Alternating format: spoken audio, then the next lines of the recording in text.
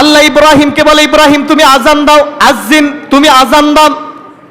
ইব্রাহিম বলে, ইয়া রাব্বাল আলামিন, এই মরুভূমির মধ্যে কোনো মানুষ নাই, কোনো পশু নাই, কোনো মানবহীন শূন্য এলাকা, এখানে আজান দিলে লাভ হবে কি? কে শুনবে আমার আজান?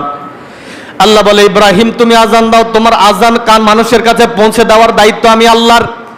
ইব্রাহিম যখন আজান দিলেন, যারা এখনো পৃথিবীর মধ্যে আসে নাই, যারা এখনো মায়ের গর্ভের মধ্যে, রূহের জগতের মধ্যে, আল্লাহ রাব্বুল আলামিন বলেন, ইব্রাহিম যে আজানটা দিল, যে হজের আজানটা দিল, যারা পৃথিবীতে এখনো আসে নাই, যারা পৃথিবীতে এখনো তারা রূহের জগতে অথবা যারা পৃথিবীর মধ্যে আছে, আল্লাহ রাব্বুল আলামিন তার গায়বী খাজানা থেকে, তার রবের কুদরতি ইশারায় আল্লাহ রাব্বুল আলামিন এই ইব্রাহিমের আজানটা যার কানে পৌঁছায়া দিলেন, রব্বুল আলামিন তাকে খানায় কাবা, তার ঘর জিয়ারতের জন্য কবুল করবেন। সুবহানাল্লাহ।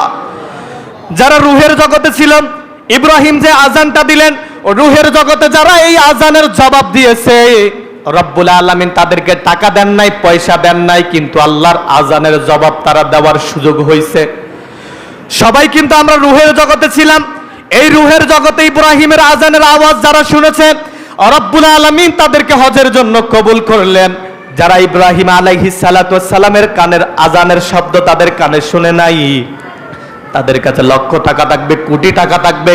রব্বুল আলামিন বলেন, ইব্রাহিমের আজানের শব্দ যার কানের ভিতরে গেছে, ওই বান্দাটা যেই কোনো ভাবেই হোক আমার ঘর জিয়ারত করার জন্য আমি কবুল করব।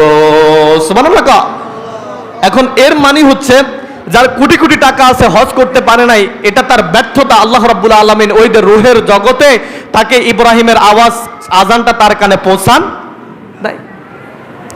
এর মানে হলো হজ। বিস্তারিত আরো অনেক আলোচনা আছে, সংক্ষিপ্তভাবে কতটুকু বলা যায়, হজ যদি আপনি হজ ফরজ হওয়ার পরও যদি হজ না করেন, আপনি কি ইহুদি হয়ে মরলেন না নাসারা হয়ে মরলেন, রাসূল দেখার বিষয় নাই। আবার রাসূল বলেন, যারা হজ করছে, মায়ের গর্ভ থেকে সন্তান যেভাবে নিষ্পাপ হয়ে বের হয়, ওই সন্তানটা ঠিক অনুরূপ ওইভাবে নিষ্পাপ হয়ে বের হবে।